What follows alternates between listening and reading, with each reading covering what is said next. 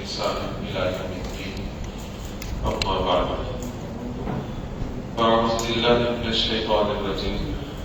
بسم الله الرحمن الرحيم. يا أيها الذين آمنوا إذا قمتم إلى الصلاة فاغسلوا وجوهكم وأيديكم إلى المرافق. صدق الله مولانا العظيم. آج کے سبق کا عنوان ہے انسانی اعضاء میں سے جو جس کا نام ہے بازو. بازو جو ہے اس کے دو حصے ہیں. ایک حصہ ہے کندھے سے لے کر کوہنی تک، اس کو اپنی زبان میں عضد کہتے ہیں، اور دوسرا کوہنی سے لے کر گھٹنے تک، اس کو ساعد کہتے ہیں. تو یہ پورا بازو کا جو حصہ ہے اس سے متعلق جو عمومی طور پر بازو کا لفظ بولا جاتا ہے، اس سے متعلق جو احکام اسلام ہے وہ انشاءاللہ آج ہم سیکھیں گے. سب سے پہلے وضو کے اندر بازو کا کوہنی تک کا حصہ دھونا فرض قرار دیا گیا ہے. جیسے میں نے ابھی آیت کریمہ تلاوت کی ہے، اس کو کہتے ہیں آیت وضو. یہ سورۃ المائدہ میں ہے. اس میں اللہ تعالیٰ نے وضو کے 4 فرض بیان فرمائے ہیں. وضو کے 4 ہی فرض ہیں. ان میں سے پہلا فرض بیان کیا کہ فاغسلوا وجوہکم، اپنے چہروں کو دھویا کرو. دوسرا فرض وَأَيْدِيَكُمْ إِلَى الْمَرَافِقِ، اپنے بازو کو کوہنی تک دھویا کرو. اور تیسرا فرض وَامْسَحُوا بِرُؤُوسِكُمْ، اپنے سروں کا مسح کیا کرو. اور چوتھا فرض یہ ہے کہ وَأَرْجُلَكُمْ إِلَى الْكَعْبَيْنِ، پاؤں کو ٹخنے تک دھونا. یہ 4 فرض اللہ تعالیٰ نے اس آیت وضو میں بیان فرمائے ہیں. تو ان میں سے جو دوسرا فرض ہے وہ ہے بازو، جس کا دھونا اللہ نے فرض قرار دیا ہے. لہذا جب آدمی وضو کرے تو اس کو کوہنی سمیت، یعنی کوہنی کے اوپر تک، کوہنی بھی اس میں شامل ہے، اچھی طرح مل کر دھونا. اس طرح دھونا کہ بال برابر میں جگہ جو ہے وہ خشک نہ رہے. یہ وضو میں فرض ہے. اس کے ساتھ ساتھ ایک اور بات حدیث پاک سے معلوم ہوتی ہے جس کو تطویل الغرہ کہا جاتا ہے. اس کے تھوڑی سی وضاحت میں کر دوں کہ نبی اکرم صلی اللہ علیہ وسلم کا ارشاد ہے، جس کا مفہوم ہے کہ قیامت کے دن میری امت کے لوگ اس طرح میدان محشر میں جمع ہوں گے کہ ان کے چہرے بھی چمک رہے ہوں گے اور ان کے ہاتھ پاؤں بھی چمک رہے ہوں گے. کس وجہ سے؟ وضو کی وجہ سے.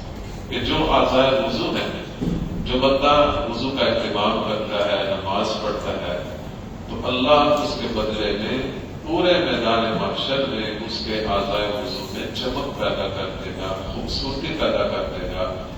دور سے معلوم ہوگا کہ یہ امت محمدیہ علیہ الصلوۃ والسلام. اب وہ جو چمک ہے وہ جہاں تک دھوئیں گے وہیں تک رہے گی. تو اس کے ساتھ ساتھ حدیث پاک میں یہ ترغیب آتی ہے کہ جو اعضاء وضو دھونے ہیں ان کو فرض مقدار سے تھوڑا سا اوپر تک دھو لیا جائے. اس کو زیادہ دھونے سے آپ کی چمک اور زیادہ بڑھ جائے.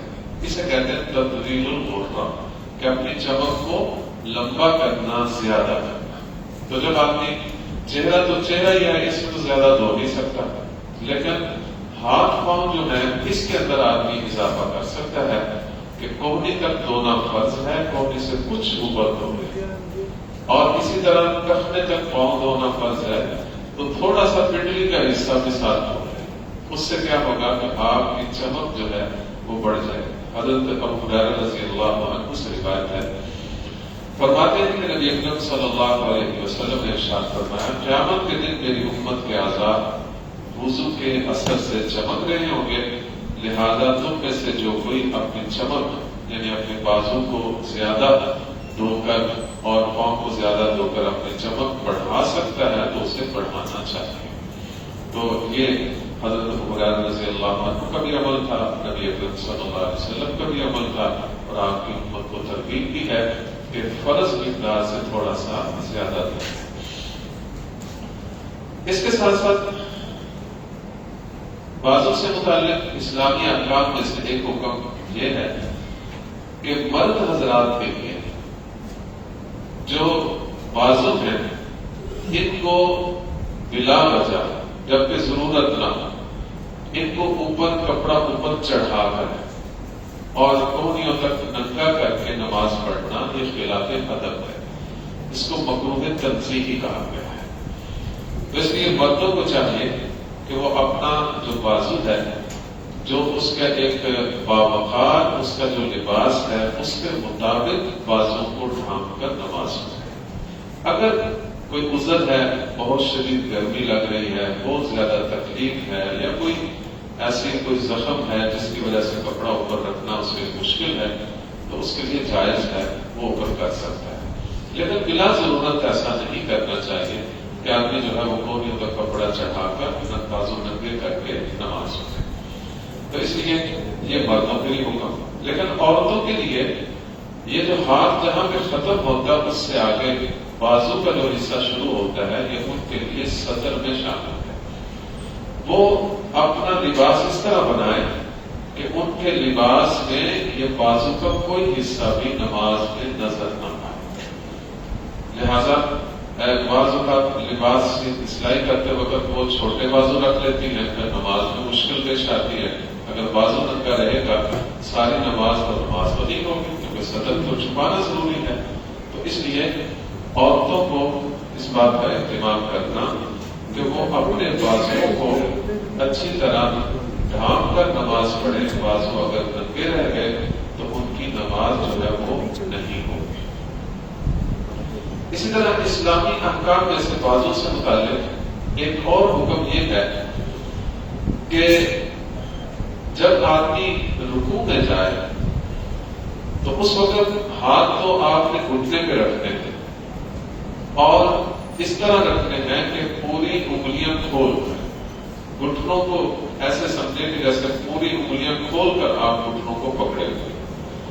اور یہ اصول یاد رکھیں کہ پوری نماز میں صرف انگلیاں پوری کھولی جاتی ہیں رکوع کے وقت، مکمل اس میں انگلیاں کھول کر آپ جو ہے وہ رکوع کرتے وقت اپنے گھٹنوں کو پکڑیں گے۔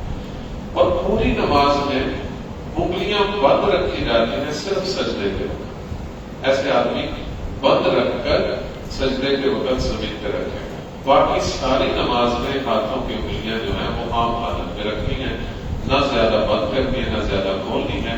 جیسے قدرتی مختصر سا فاصلہ اس میں موجود ہے، اس طریقے سے آپ فاصلہ رکھ کر باقی نماز میں نارمل طریقے سے نماز پڑھیں۔ تو ہاتھ تو آپ نے رکھنے ہیں گھٹنوں پر، اور یہ جو بازو ہے اس کو کیسے رکھنا ہے؟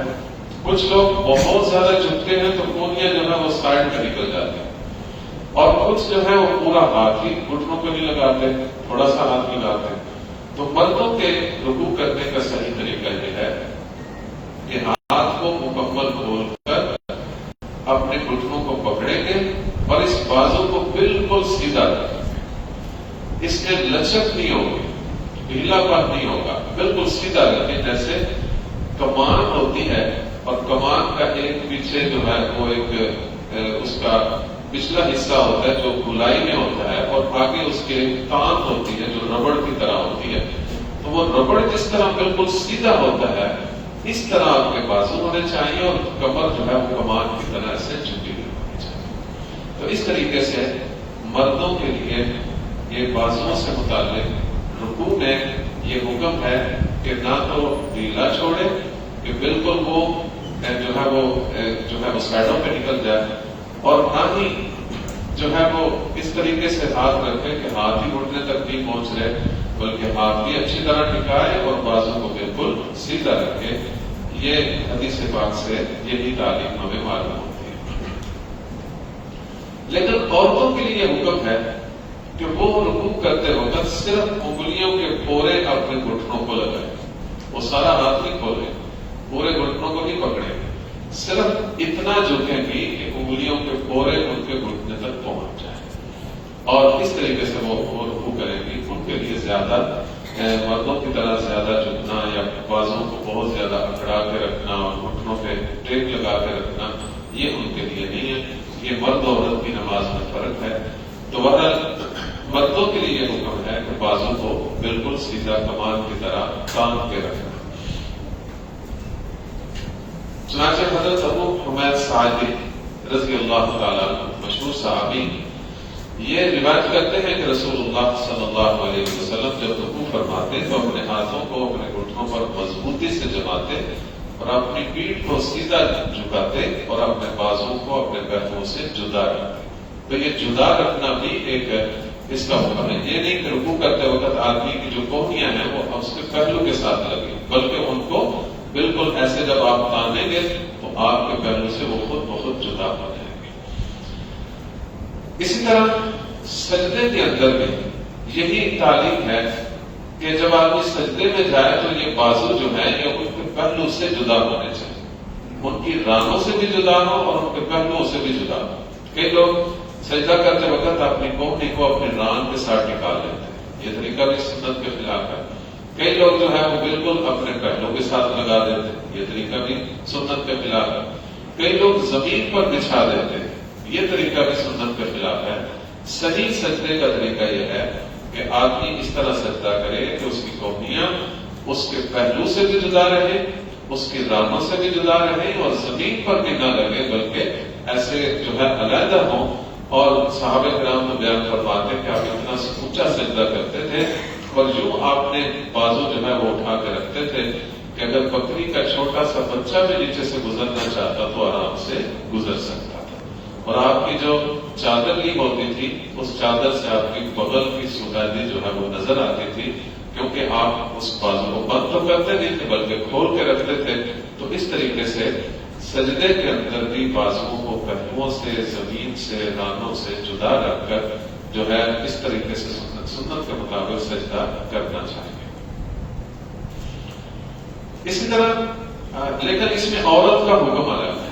عورت جب سجدہ کرے گی تو وہ سجدہ کرتے وقت اپنے بازوؤں کو زمین پہ جو ہے وہ چپٹا دے گی اور اپنا پیٹ جو ہے وہ رانوں سے بالکل چپٹا دے گی، بالکل سمٹ کر وہ سجدہ کرے گی. یہی عورتوں کے سجدے کا طریقہ ہے. چنانچہ روایات میں آتا ہے کہ تؤمر المرأة فی الرکوع والسجود ان تنضم، کہ عورت کو اسی بات کا حکم دیا گیا ہے کہ وہ رکوع میں بھی اور سجدے میں بھی خوب اپنے جسم کو سمیٹ کر چپٹا کر جو ہے وہ سجدہ اور رکوع کرے. اس میں زیادہ اونچا جیسے مرد سجدہ کرتے ہیں اس طریقے سے سجدہ نہیں کرے. بازو سے متعلق ایک اور حکم یہ ہے کہ بازوؤں میں عورتوں کے لیے زیورات پہننا یہ شریعت نے جائز قرار دیا، چاہے وہ کڑے کی صورت میں ہو، چاہے وہ چوڑیوں کی صورت میں ہو، چاہے وہ کوئی اور جدید قسم کا کوئی بھی زیور ہے یا عورتیں پہن سکتی ہیں. لیکن وہ اس زیور والی جگہ کو نامحرم کے سامنے ظاہر نہیں کر سکتی. اللہ تعالیٰ کا ارشاد ہے کہ وَلَا يُبْدِينَ زِينَتَهُنَّ، اپنی زینت کی جگہوں کو نامحرم مردوں کے سامنے ظاہر نہ کرو بلکہ اس کو چھپا کے رکھو. اگر فرض کریں کسی عورت نے زیور پہنا ہے تو وہ اسی طرح جیسے باقی جسم کو چھپاتی ہے تو اس زیور والی جگہ کو زیور سمیت چھپانا نامحرموں کے سامنے یہ ضروری ہے. اور حتیٰ کہ اس زیور کی اگر آواز آتی ہے تو وہ آواز بھی غیر محرموں تک نہیں پہنچنی چاہیے.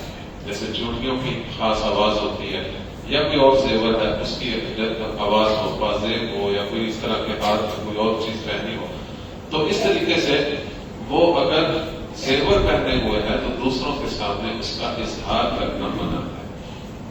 تو یہ وہ احکام ہے جو بازوؤں سے متعلق ہے.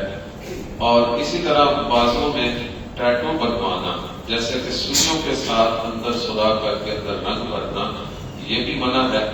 اور اسی طرح نبی اکرم صلی اللہ علیہ وسلم نے ایسے لوگوں کو جو کسی طرح اپنے بازو یعنی کسی بھی جسم کے کسی حصے پر کوئی ٹیٹو بنواتے ہیں، ایک تو وہ ہے جو اوپر رنگ کر دیا جاتا ہے، وہ الگ چیز ہے، ایک ہے سوئی کے ساتھ اندر جسم کی جلد کے اندر رنگ بھرنا، ایسا کرنے والے پر رسول اللہ صلی اللہ علیہ وسلم نے لعنت کی ہے۔ تو ایسے لعنت کے کاموں سے بچ کر سنت طریقے کے مطابق ان احکام کو پورا کریں گے تو انشاءاللہ ہمارے لیے دنیا آخرت میں کامیابی ہے۔ اللہ تعالیٰ مجھے بھی اور آپ سب کو بھی اس پر عمل کرنے کی توفیق دے۔